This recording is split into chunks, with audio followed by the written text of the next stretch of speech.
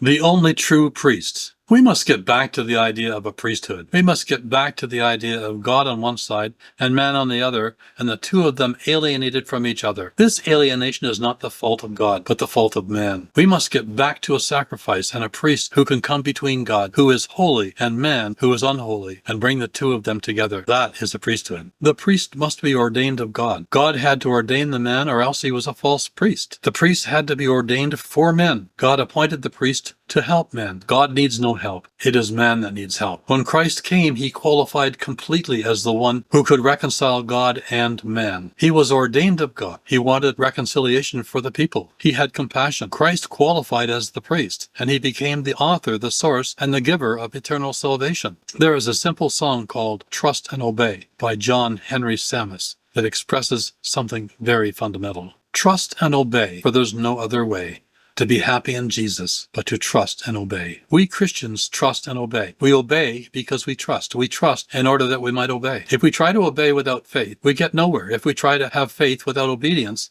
it ends in nothing. Christ has given eternal salvation for those who obey him and believe him, for obviously the two are synonymous, if not identical.